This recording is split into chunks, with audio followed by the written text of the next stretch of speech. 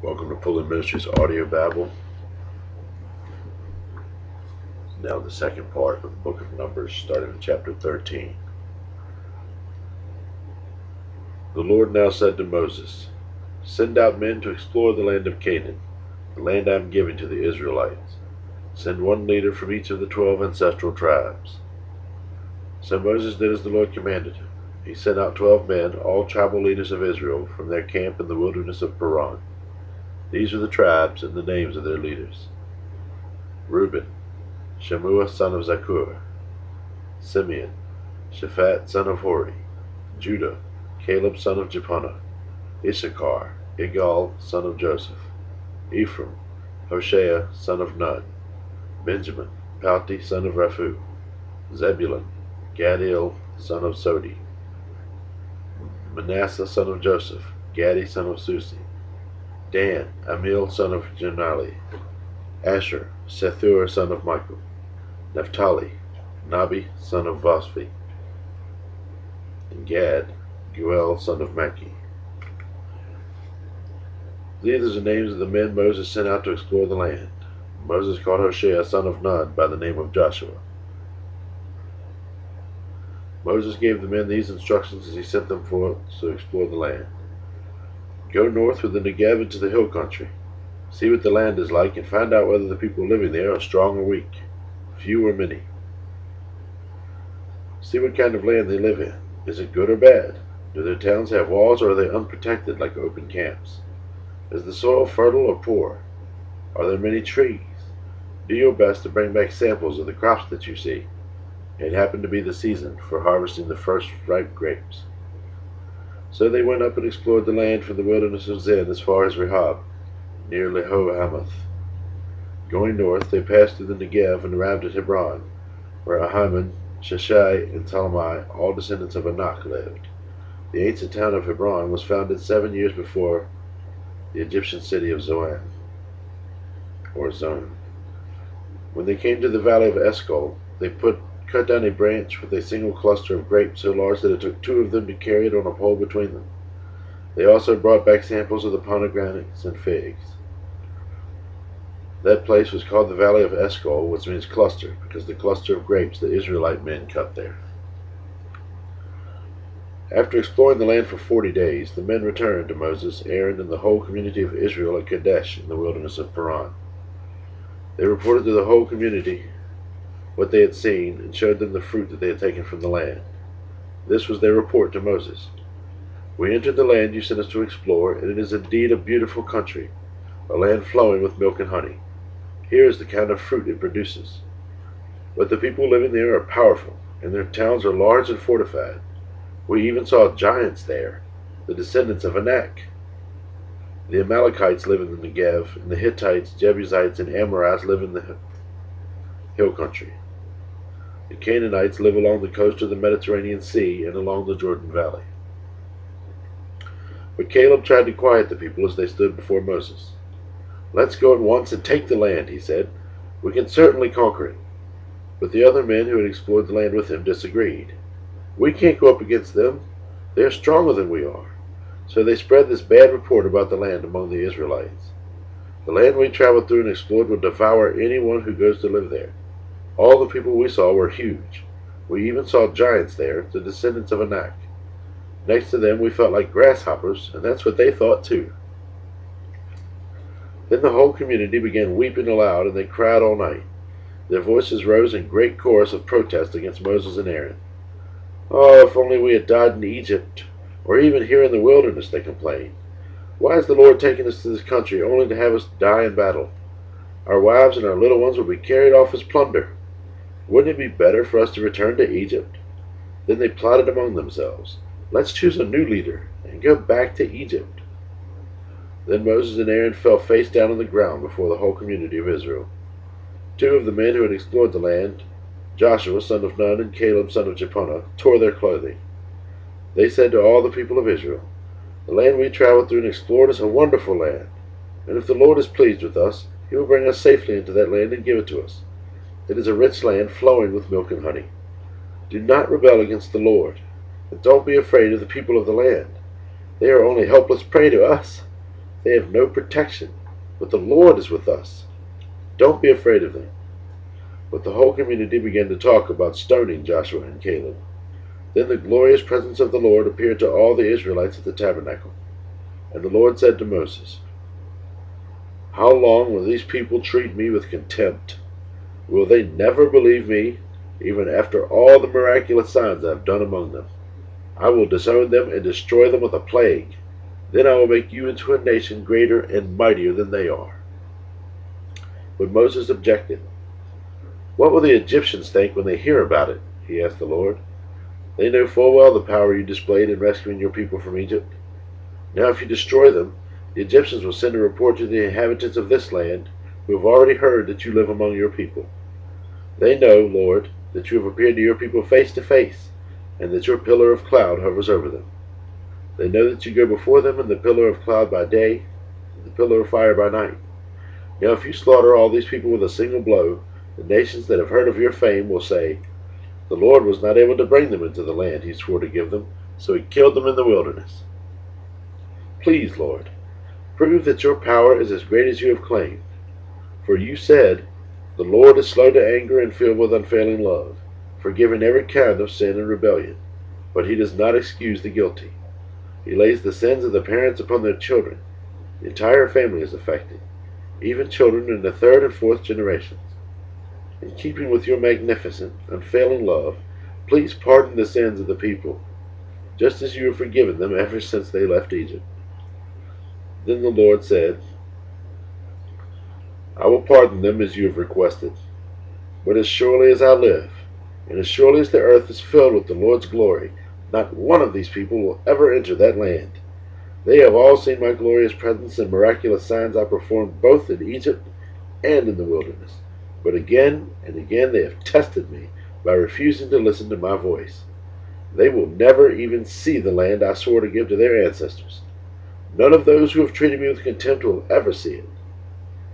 But my servant Caleb has a different attitude than the others have. He has remained loyal to me, so I will bring him into the land he explored. His descendants will possess their full share of that land. Now turn around and do not go on toward the land where the Amalekites and the Canaanites live. Tomorrow you must set out for the wilderness in the direction of the Red Sea."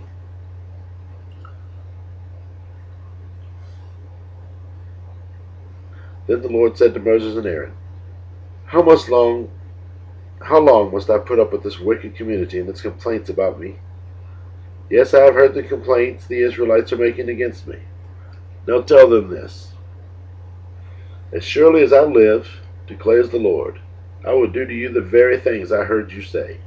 You will all drop dead in this wilderness, because you complained against me.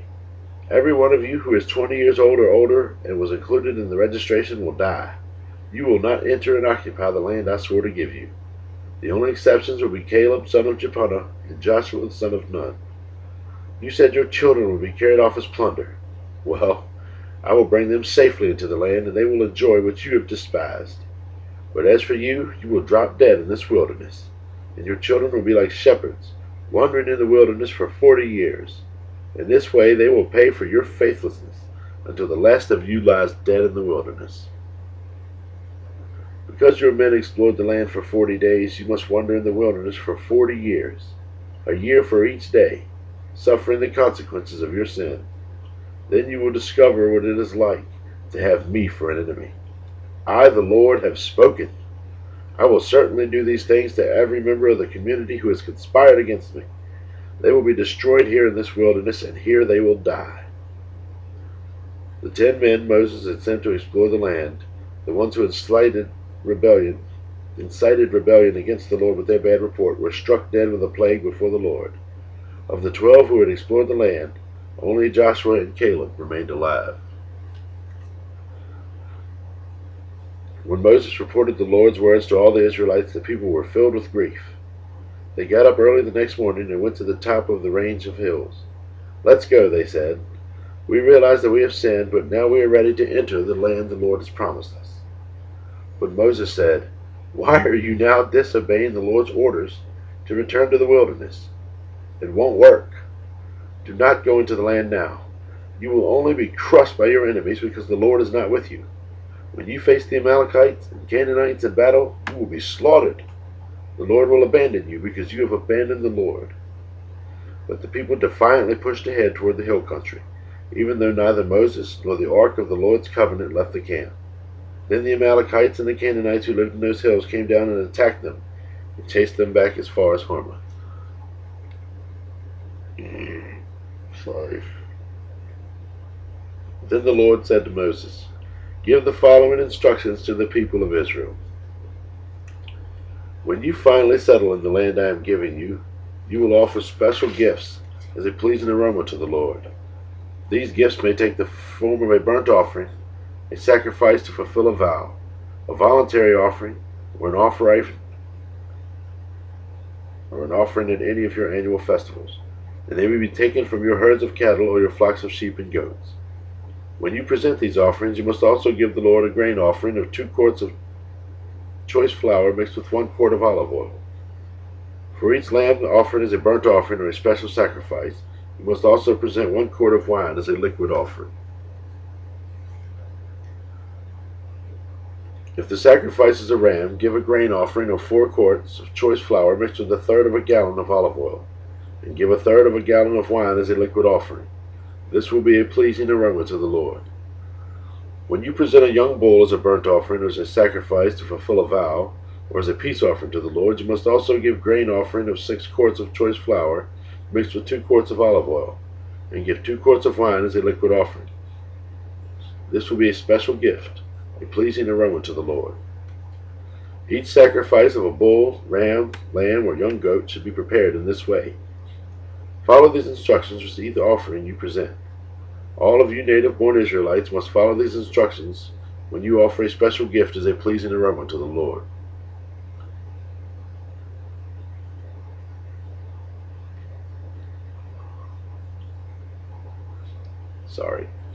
And if any foreigners visit you or live among you, and you want to present a special gift as a pleasing aroma to the Lord, they must follow these same procedures. Native-born Israelites and foreigners are equal before the Lord and are subject to the same decrees. This is a permanent law for you, to be observed from generation to generation. The same instructions and regulations will apply both to you and to the foreigners living among you." Then the Lord said to Moses, "Give the following instructions to the people of Israel. When you arrive in the land where I am taking you, and you eat the crops that grow there, you must set some aside as a sacred offering to the Lord. Present a cake from the first of the flour you grind, and set it aside as a sacred offering, as you do with the first grain from the threshing floor. Throughout the generations to come, you are to present a sacred offering to the Lord each year from the first year you ground flour. But suppose you unintentionally fail to carry out all these commands that the Lord has given you through Moses. And suppose your descendants in the future fail to do everything the Lord has commanded through Moses. If the mistake was made unintentionally, and the community was unaware of it, the whole community must present a young bull for a burnt offering as a pleasing aroma to the Lord. It must be offered along with its prescribed grain offering and liquid offering, with 1 male goat for a sin offering. With it, the priest will purify the whole community of Israel, making them right with the Lord, and they will be forgiven. For it was an unintentional sin, and they have corrected it with their offerings to the Lord, the special gift and the sin offering. The whole community of Israel will be forgiven, including the foreigners living among you, and for all the people who were involved in the sin. If one individual commits an unintentional sin, the guilty person must bring a 1-year-old female goat for a sin offering. The priest will sacrifice it to purify the guilty person before the Lord, and that person will be forgiven. These same instructions apply both to native-born Israelites and to the foreigners living among you. But those who brazenly violate the Lord's will, whether native-born Israelites or foreigners, have blasphemed the Lord, and they must be cut off from the community. Since they have treated the Lord's word with contempt and deliberately disobeyed his command, they must be completely cut off and suffer the punishment for their guilt. One day, while the people of Israel were in the wilderness, they discovered a man gathering wood on the Sabbath day. The people who found him doing this took him before Moses, Aaron, and the rest of the community. They held him in custody because they did not know what to do with him. Then the Lord said to Moses, "The man must be put to death. The whole community must stone him outside the camp." So the whole community took the man outside the camp and stoned him to death, just as the Lord had commanded Moses. Then the Lord said to Moses, Give the following instructions to the people of Israel. Throughout the generations to come, you must make tassels for the hems of your clothing and attach them with a blue cord. When you see the tassels, you will remember and obey all the commands of the Lord, instead of following your own desires and defiling yourselves, as you are prone to do. The tassels will help you remember that you must obey all my commands and be holy to your God. I am the Lord your God who brought you out of the land of Egypt, that I might be your God. I am the Lord your God. One day Korah, son of Izhar, a descendant of Kohath, son of Levi, conspired with Dathan and Abiram, the sons of Eliab, and On, the son of Peleth, from the tribe of Reuben. They incited rebellion against Moses, along with 250 other leaders of the community, all prominent members of the assembly. They united against Moses and Aaron and said, "You have gone too far. The whole community of Israel has been set apart by the Lord, and he is with all of us. What right do you have to act as though you are greater than the rest of the Lord's people?" When Moses heard what they were saying, he fell face down on the ground. Then he said to Korah and his followers, "Tomorrow morning the Lord will show us who belongs to him and who is holy. The Lord will allow only those whom he selects to enter his own presence. Korah, you and all your followers must prepare your incense burners. Light fires in them tomorrow and burn incense before the Lord. Then we will see whom the Lord chooses as his Holy One. You Levites are the ones who have gone too far." Then Moses spoke again to Korah. "Now listen, you Levites. Does it seem insignificant to you that the God of Israel has chosen you from among all the community of Israel to be near him, so you can serve in the Lord's tabernacle and stand before the people to minister to them? Korah, he has already given this special ministry to you and your fellow Levites. Are you now demanding the priesthood as well? The Lord is the one you and your followers are really revolting against. For who is Aaron that you are complaining about him?" Then Moses summoned Dathan, son of Abiram, the sons of Eliab, but they replied, "We refuse to come before you.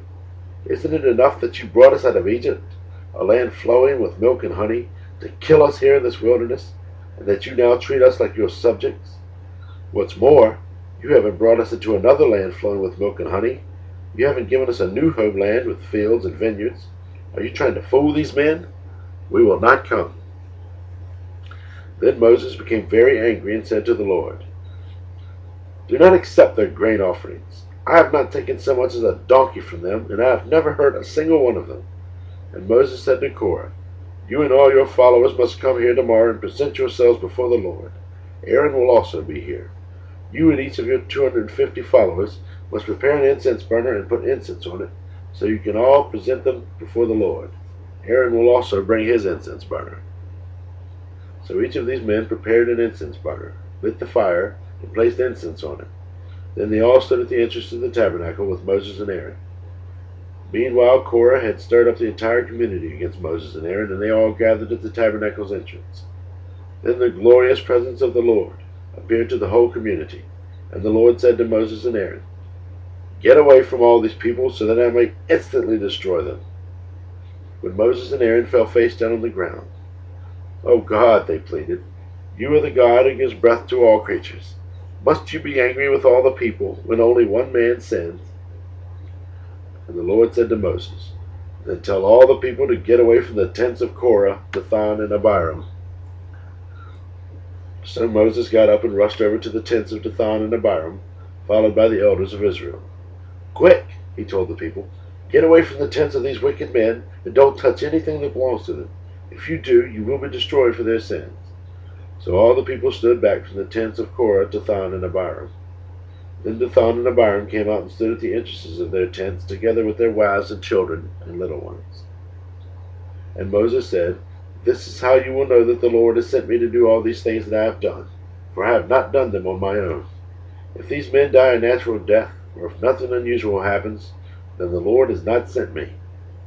But if the Lord does something entirely new, and the ground opens its mouth and swallows them and all their belongings, and they go down alive into the grave, then you will know that these men have shown contempt for the Lord." He had hardly finished speaking the words when the ground suddenly split open beneath them. The earth opened its mouth and swallowed the men, along with their households, and all their followers who were standing with them, and everything they owned. So they went down alive into the grave, along with all their belongings. The earth closed over them, and they all vanished from among the people of Israel. All the people around them fled when they heard their screams. "The earth will swallow us too," they cried.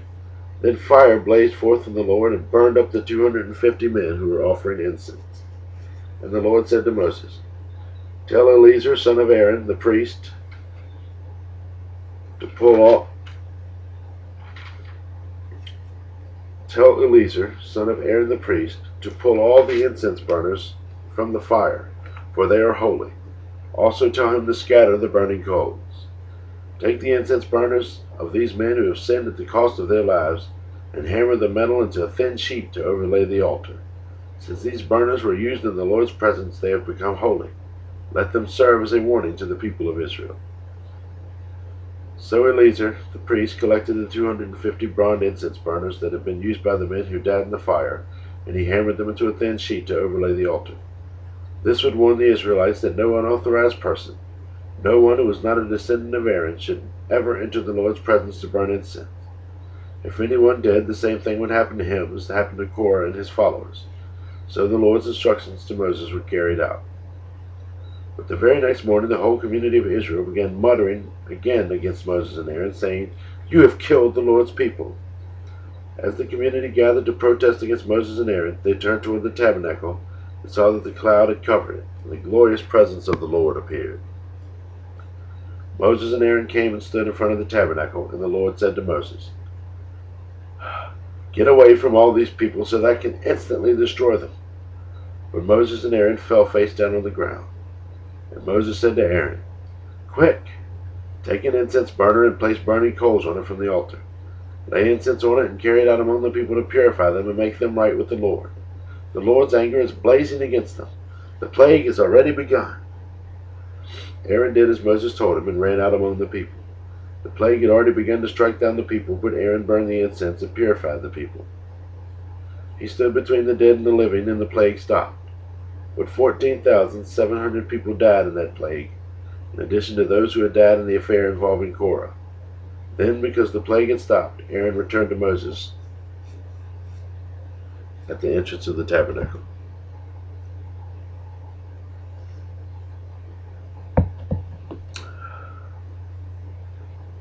Then the Lord said to Moses, "Tell the people of Israel to bring you 12 wooden staffs, one from each leader of Israel's ancestral tribes, and inscribe each leader's name on his staff. Inscribe Aaron's name on the staff of the tribe of Levi, and there must be one staff for the leader of each ancestral tribe. Place these staffs in the tabernacle in front of the ark containing the tablets of the covenant, where I meet with you. Buds will sprout out on the staff belonging to the man I choose. Then I will finally put an end to the people's murmuring and complaining against you." So Moses gave the instructions to the people of Israel, and each of the 12 tribal leaders, including Aaron, bought Moses' staff. Moses placed the staffs in the Lord's presence in the tabernacle of the covenant. When he went into the tabernacle in the covenant the next day, he found that Aaron's staff, representing the tribe of Levi, had sprouted, budded, blossomed, and produced ripe almonds. When Moses brought all the staffs out from the Lord's presence, he showed them each of the people. Each man claimed his own staff. And the Lord said to Moses, "Place Aaron's staff permanently before the ark of the covenant to serve as a warning to rebels. This should put an end to their complaints against me and prevent any further deaths." So Moses did as the Lord had commanded him.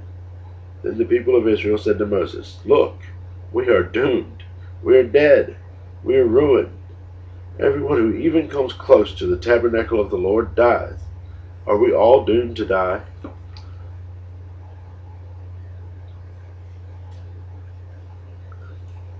If y'all will forgive me for just a second, I have to prevent the computer from doing an update here.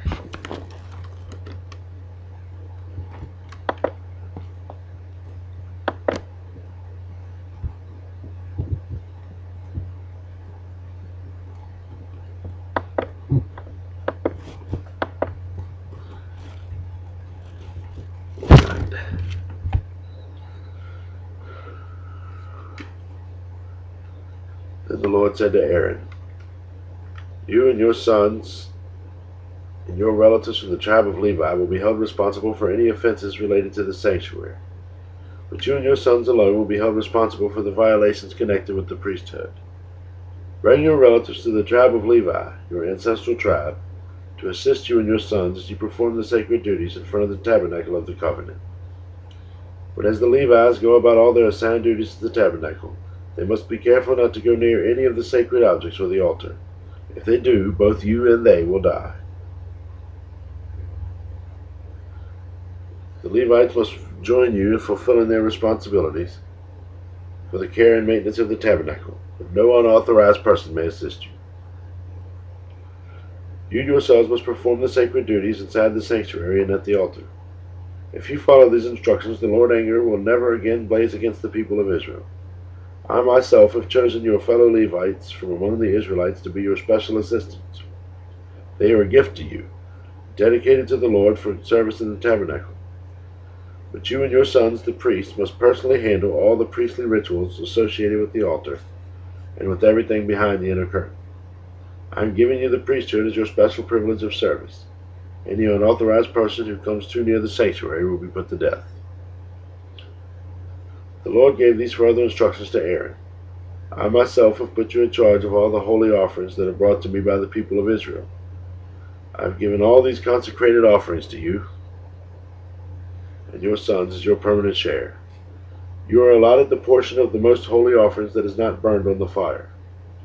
This portion of all the most holy offerings, including the grain offerings, sin offerings, and guilt offerings, will be most holy, and it belongs to you and your sons.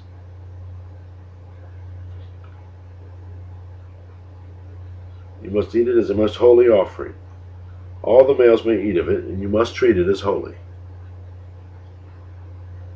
All the sacred offerings and the special offerings presented to me when the Israelites lift them up before the altar will also belong to you. I have given them to you and to your sons and daughters as a permanent share. Any member of your family who is ceremonially unclean may eat of these offerings. Who is ceremonially clean may eat of these offerings. I also have given you the harvest gifts brought to the people as offerings to the Lord, the best of the olive oil, new wine, and grain. All the first crops of their land that the people present to the Lord belong to you. Any member of your family who is ceremonially clean may eat this food. Everything in Israel that is specially set apart for the Lord also belongs to you. The firstborn of every mother, whether human or animal, that is offered to the Lord will be yours. But you must always redeem your firstborn sons and firstborn of ceremonially unclean animals. Redeem them when they are 1 month old. The redemption price is 5 pieces of silver, as measured by the weight of the sanctuary shekel, which equals 20 gerahs. However, you may not redeem the firstborn of cattle, sheep, or goats. They are holy and have been set apart for the Lord. Sprinkle their blood on the altar and burn their fat as a special gift, a pleasing aroma to the Lord. The meat of these animals will be yours, just like the breast and the right thigh that are presented by lifting them up as a special offering before the altar. Yes, I am giving you all these holy offerings that the people of Israel bring to the Lord. They are for you and your sons and daughters to be eaten as your permanent share. This is an eternal and unbreakable covenant between the Lord and you, and it also applies to your descendants. And the Lord said to Aaron, You priests will receive no allotment of land or share of property among the people of Israel. I am your share and your allotment. As for the tribe of Levi, your relatives, I will compensate them for their service in the tabernacle. Instead of an allotment of land, I will give them the tithes from the entire land of Israel. From now on, no Israelites except priests or Levites may approach the tabernacle. If they come too near, they will be judged guilty and will die. Only the Levites may serve at the tabernacle, and they will be held responsible for any offenses against it. This is a permanent law for you, to be observed from generation to generation. The Levites will receive no allotment of land among the Israelites, because I have given them the Israelites' tithes, which have been presented as sacred offerings to the Lord. This will be the Levites' share. That is why I said they would receive no allotment of land among the Israelites. The Lord also told Moses, Give these instructions to the Levites. When you receive from the people of Israel the tithes I have assigned you as your allotment, give 1/10 of the tithes you receive, a tithe of the tithe, to the Lord as a sacred offering. The Lord will consider this offering to be your harvest offering, as though it were the first grain from your own threshing floor, or wine from your own winepress. You must present 1/10 of the tithe received from the Israelites as a sacred offering to the Lord. This is the Lord's sacred portion, and you must present it to Aaron the priest. Be sure to give the Lord the best portions of the gifts given to you. Also, give these instructions to the Levites. When you present the best parts as your offering, it will be considered as though it came from your own threshing floor or winepress. You Levites and your families may eat this food anywhere you wish, for it is your compensation for serving in the tabernacle. You will not be considered guilty for accepting the Lord's tithes if you give the best portion to the priests.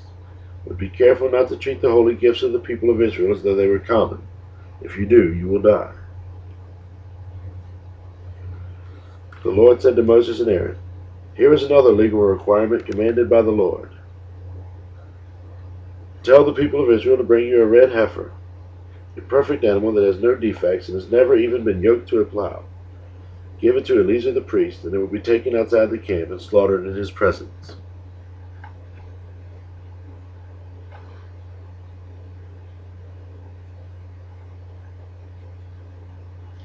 Eleazar will take some of its blood on his finger and sprinkle it 7 times toward the front of the tabernacle. As Eleazar watches, the heifer must be burned, its hide, meat, blood, and dung. Eleazar the priest must then take a stick of cedar, a hyssop branch, and some scarlet yarn, and throw them into the fire where the heifer is burning. Then the priest must wash his clothes and bathe himself in water. Afterward he may return to the camp, though he will remain ceremonially unclean until evening. The man who burns the animal must also wash his clothes and bathe himself in water, and he too will remain ceremonially unclean until evening. Then someone who is ceremonially clean will gather up the ashes of the heifer and deposit them in a purified place outside the camp. They will be kept there for the community of Israel to use in the water for the purification ceremony. This ceremony is performed for the removal of sin. The man who gathers up the ashes of the heifer must also wash his clothes, and he will remain ceremonially unclean until evening.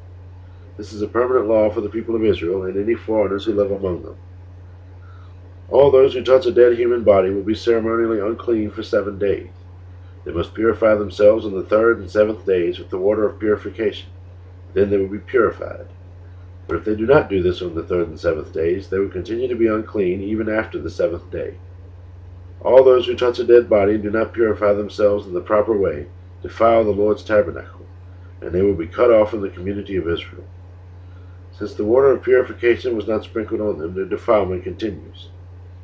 This is the ritual law that applies when someone dies inside a tent. All those who enter that tent, and those who were inside when the death occurred, will be ceremonially unclean for 7 days. Any open container in the tent that was not covered with a lid is also defiled. And if someone in an open field touches the corpse of someone who was killed with a sword or who died a natural death, or if someone touches a human bone or grave, that person will be defiled for 7 days. To remove the defilement, put some of the ashes from the burnt purification offering in a jar and pour fresh water over them. Then someone who is ceremonially clean must take a hyssop branch and dip it into the water. That person must sprinkle the water on the tent, on all the furnishings in the tent, and on the people who were in the tent. Also on the person who touched a human bone, or touched someone who was killed or who died naturally, or touched a grave. On the 3rd and 7th days, the person who is ceremonially clean will sprinkle the water on those that are defiled. Then on the 7th day, the people being cleansed must wash their clothes and bathe themselves, and that evening they will be cleansed of their defilement. But those who become defiled and do not purify themselves will be cut off from the community, for they have defiled the sanctuary of the Lord. Since the water of purification has not been sprinkled on them, they remain defiled. This is a permanent law for the people. Those who sprinkle the water of purification must afterward wash their clothes, and anyone who then touches the water used for purification will remain defiled until evening. Anything and anyone that a defiled person touches will be ceremonially unclean until evening.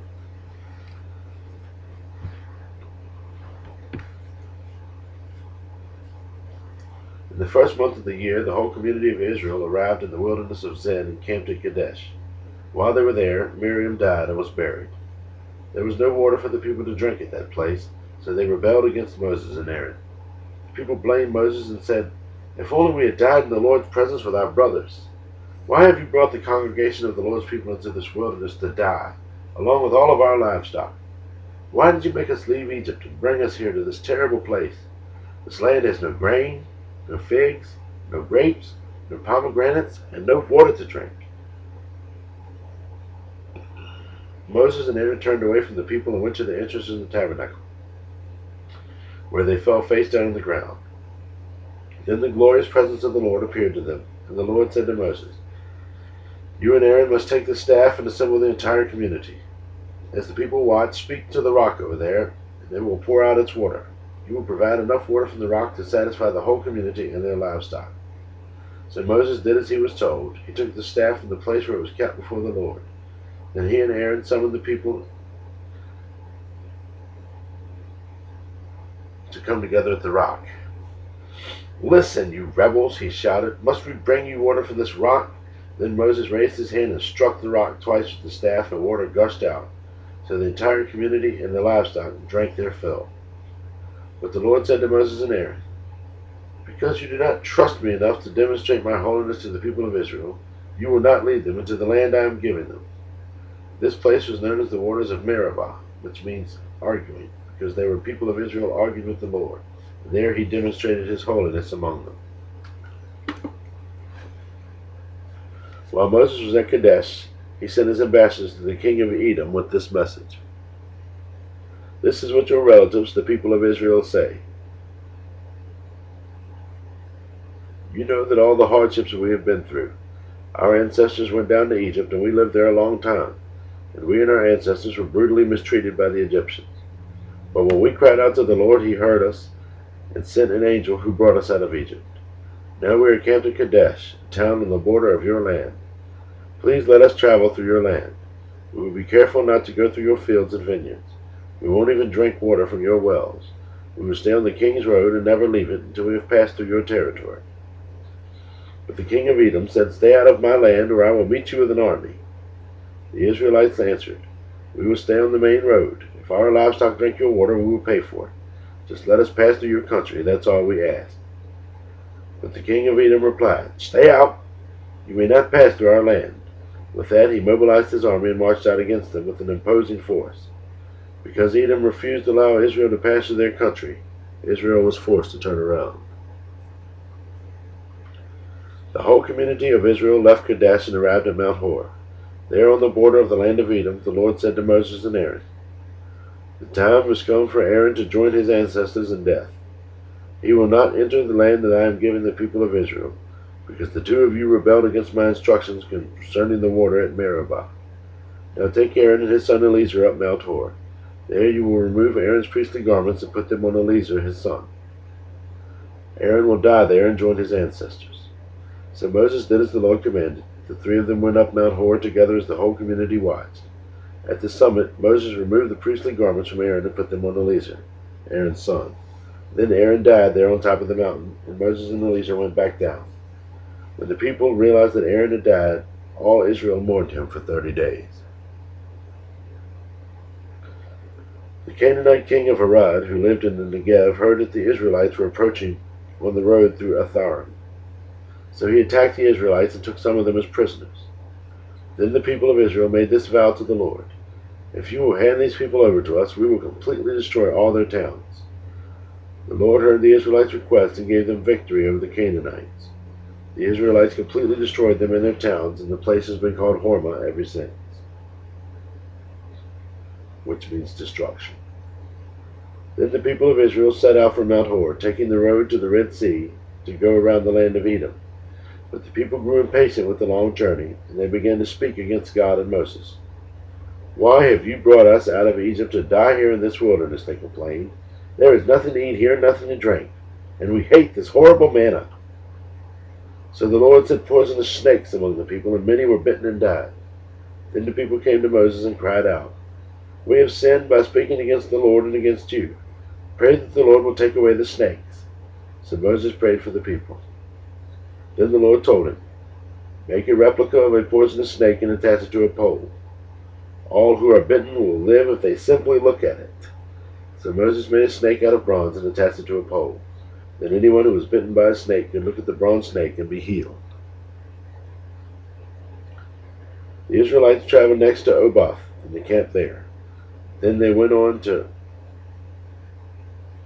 Ayabarim in the wilderness on the eastern border of Moab.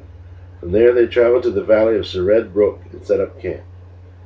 Then they moved out and camped on the far side of the Arnon River, in the wilderness adjacent to the territory of the Amorites. The Arnon is the boundary line between the Moabites and the Amorites. For this reason, the book of the Wars of the Lord speaks of the town of Wahab in the area of Suphah, in the ravines of the Arnon River, and the ravines that extended as far as the settlement of Ar on the border of Moab. From there the Israelites traveled to Beer, which is the well where the Lord said to Moses, "Assemble the people, and I will give them water." There the Israelites sang this song: "Spring up, O well, yes, sing it praises. Sing of this well which princes dug, which great leaders hollowed out with their scepters and staffs." Then the Israelites left the wilderness and proceeded on through Mitanah, Nahaleel, and Bamoth. After that they went to the valley in Moab, where the Pisgah Peak overlooks the wasteland. The Israelites then sent ambassadors to King Sihon of the Amorites with this message: "Let us travel through your land. We will be careful not to go through your fields and vineyards. We won't even drink water from your wells. We will stay on the king's road until we have passed through your territory." But King Sihon refused to let them cross his territory. Instead, he mobilized his entire army and attacked Israel in the wilderness, engaging them in battle at Jahaz. But the Israelites slaughtered them with their swords and occupied their land from the Arnon River to the Jabbok River. They went only as far as the Ammonite border, because the boundary of the Ammonites was fortified. So Israel captured all the towns of the Amorites and settled in them, including the city of Heshbon and its surrounding villages. Heshbon had been the capital of King Sihon and the Amorites. He had defeated a former Moabite king and seized all this land as far as the Arnon River. Therefore the ancient poets wrote this about it: "Come to Heshbon and let it be rebuilt. Let the city of Sihon be restored. A fire flamed forth from Heshbon, a blaze from the city of Sihon. It burned the city of Ar in Moab, and it destroyed the rulers of the Arnon heights. What sorrow awaits you, O people of Moab? You are finished, O worshippers of Chemosh. Chemosh has left his sons as refugees, his daughters as captives of Sihon, the Amorite king. We have utterly destroyed them from Heshbon to Dibon. We've completely wiped them out, as far away as Nophah and Medeba." So the people of Israel occupied the territory of the Amorites. After Moses sent men to explore the Jazer area, they captured all the towns in the region and drove out the Amorites who lived there. They turned and marched up the road to Bashan, but King Og of Bashan and all his people attacked them at Edrei. The Lord said to Moses, "Do not be afraid of him, for I have handed him over to you, along with all his people and his land. Do the same to him as you did to King Sihon of the Amorites, who ruled at Heshbon." And Israel killed King Og, his sons, and all his subjects. Not a single survivor remained. Then Israel occupied their land. Then the people of Israel traveled to the plains of Moab and camped east of the Jordan River, across from Jericho. Balak, son of Zippor, the Moabite king, had seen everything the Israelites did to the Amorites. And when the people of Moab saw how many Israelites they were terrified. The king of Moab said to the elders of Midian, "This mob will devour everything in sight, like an ox devours grass in a field." So Balak, king of Moab, sent messengers to call Balaam, son of Beor, who was living in his native land of Pethor, near the Euphrates River. His message said, "Look, a vast horde of people has arrived from Egypt. They cover the face of the earth and are threatening me. Please come and curse these people for me, because they are too powerful for me. Then perhaps I will be able to conquer them and drive them from the land. I know that blessings fall on any people you bless, and curses on any people you curse." Balak's messengers, who were elders of Moab and Midian, set out with money to pay Balaam to place a curse upon Israel. They went to Balaam and delivered Balak's message to him. "Stay here overnight," Balaam said. "In the morning I will tell you whatever the Lord directs me to say." So the officials from Moab stayed there with Balaam. That night God came to Balaam and asked him, "Why are these men visiting you?" Balaam said to God, "Balak, son of Zippor, king of Moab, has sent me this message. Look, a vast horde of people has arrived from Egypt, and they cover the face of the earth. Come and curse these people for me. Then perhaps I will be able to stand up against them and drive them from the land." But God told Balaam, "Do not go with them. You are not to curse the people, for they have been blessed." The next morning Balaam got up and told Balak's officials, "Go on home. The Lord will not let me go with you." So the Moabite officials returned to King Balak and reported, Balaam refused to come with us. Then Balak tried again. This time he sent a larger number of even more distinguished officials than he had sent the first time. They went to Balaam and delivered this message to him. This is what Balak, son of Zippor, says. Please don't let anything stop you from coming to help me. I will pay you very well and do whatever you tell me. Just come and curse these people for me. But Balaam responded to Balak's messengers. Even if Balak were to give me his palace filled with silver and gold, I will be powerless to do anything against the will of the Lord my God. But stay here one more night, and I will see if the Lord has anything else to say to me.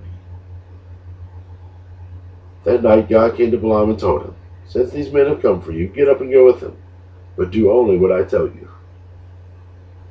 So the next morning Balaam got up, saddled his donkey, and started off with the Moabite officials. But God was angry that Balaam was going, so he sent the angel of the Lord to stand in the road to block his way. As Balaam and the two servants were riding along, Balaam's donkey saw the angel of the Lord standing in the road with a sword in his hand. The donkey bolted off and ran into a field. But Balaam beat it and turned it back onto the road. Then the angel of the Lord stood at a place where the road narrowed between two vineyard walls. When the donkey saw the angel of the Lord, it tried to squeeze by and crushed Balaam's foot against the wall. So Balaam beat the donkey again. Then the angel of the Lord moved farther down the road and stood in a place too narrow for the donkey to get by at all. This time, when the donkey saw the angel, it lay down under Balaam. In a fit of rage, Balaam beat the animal again with his staff. Then the Lord gave the donkey the ability to speak. What have I done to you that deserves your beating me 3 times? It asked Balaam. You have made me look like a fool, Balaam shouted. If I had a sword with me, I would kill you. But I am the same donkey you've ridden all your life, the donkey answered. Have I ever done anything like this before? No, Balaam admitted. Then the Lord opened Balaam's eyes, and he saw the angel of the Lord standing in the roadway with a drawn sword in his hand. Balaam bowed his head before him and fell face down to the ground before him. Why did you beat your donkey 3 times? The angel of the Lord demanded. Look, I have come to block your way because you are stubbornly resisting me. 3 times the donkey saw me and shied away. Otherwise I would certainly have killed you by now and spared the donkey. Then Balaam confessed to the angel of the Lord. I have sinned. I didn't realize you were standing in the road to block me. I will return home if you are against my going. But the angel of the Lord said to Balaam, Go with these men, but say only what I tell you to say. So Balaam went with the Balak's officials. When King Balak heard that Balaam was on the way, he went out to meet him at the Moabite town on the Arnon River, at the farthest border of his land. Didn't I send you an urgent invitation? Why didn't you come right away? Balak asked Balaam. Did you believe me when I said I would reward you richly? Balaam replied, Look, now I have come, but I have no power to say whatever I want. I will speak only the message that God puts in my mouth. Then Balaam accompanied Balak to Kiriath-Huzoth, where the king sacrificed cattle and sheep. He sent portions of the meat to Balaam and the officials who were with him. The next morning Balak took Balaam up to Bamoth Baal, and there he could see some of the people of Israel spread out below him. Then Balaam said to King Balak, Build me 7 altars here, and prepare 7 young bulls and 7 rams for me to sacrifice. Balak followed his instructions, and the 2 of them sacrificed a young bull and a ram on each altar. Then Balaam said to Balak, Stand here by your burnt offerings, and I will go to see if the Lord will respond to me. Then I will tell you whatever he reveals to me. So Balaam went alone to the top of a bare hill, and God met him there. Balaam said to him, I have prepared 7 altars and have sacrificed a young bull and a ram on each altar. The Lord gave Balaam a message for King Balak. Then he said, Go back to Balak and give him my message. So Balaam returned and found the king standing beside his burnt offerings with all the officials at Moab. This was the message Balaam delivered.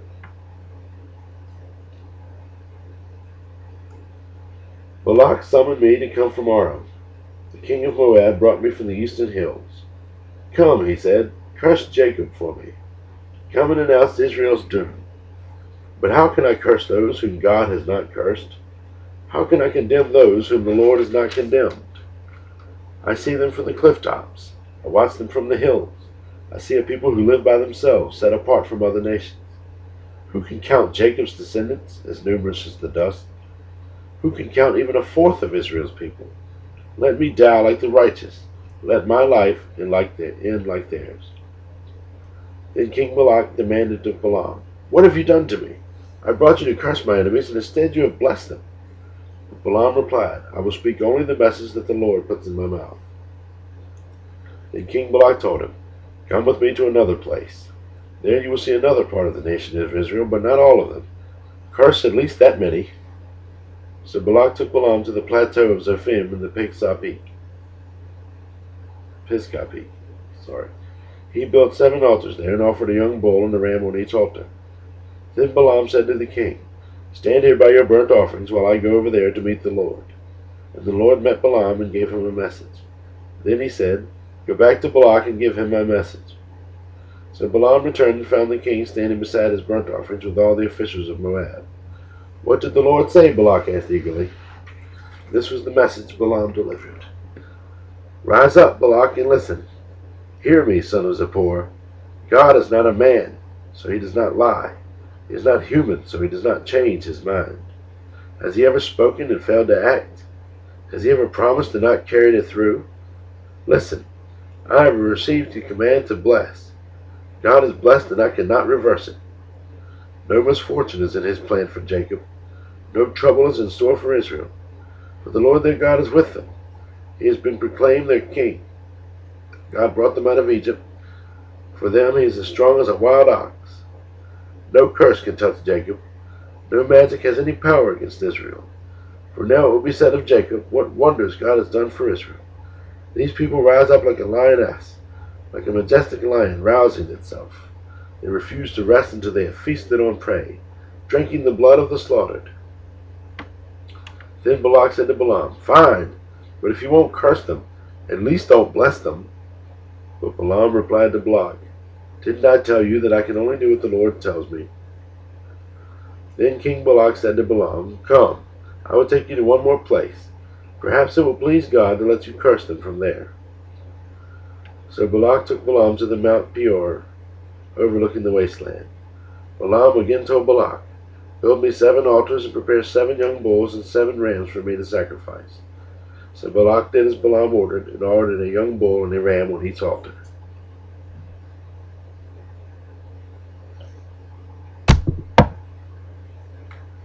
By now Balaam realized that the Lord was determined to bless Israel, so he did not resort to divination as before.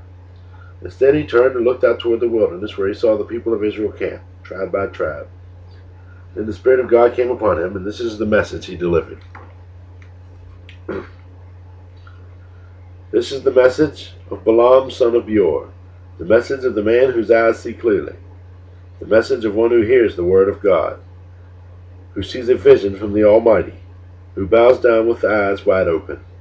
How beautiful are your tents, O Jacob! How lovely are your homes, O Israel!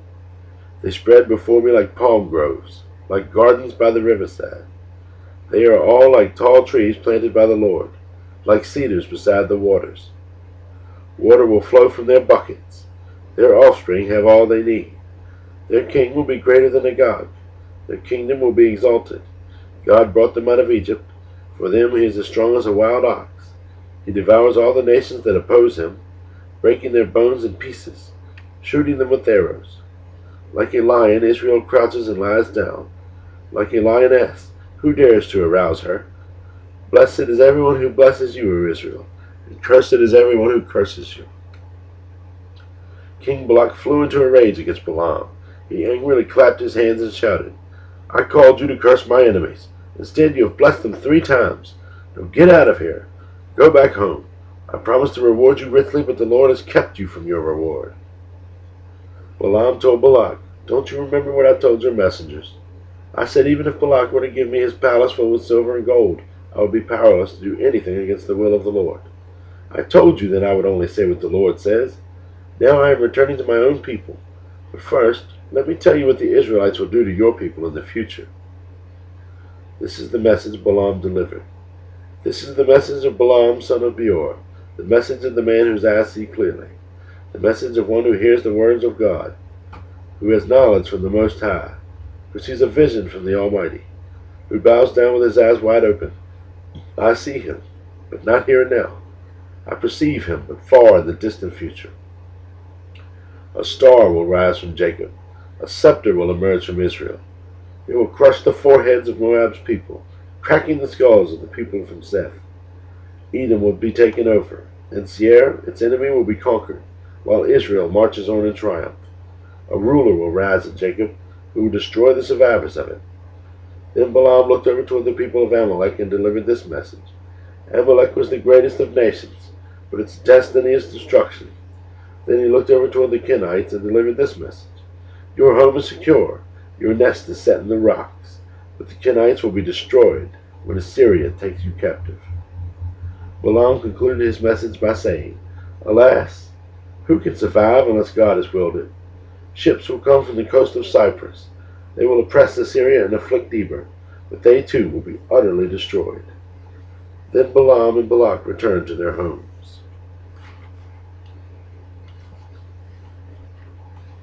That's going to do it for the second part.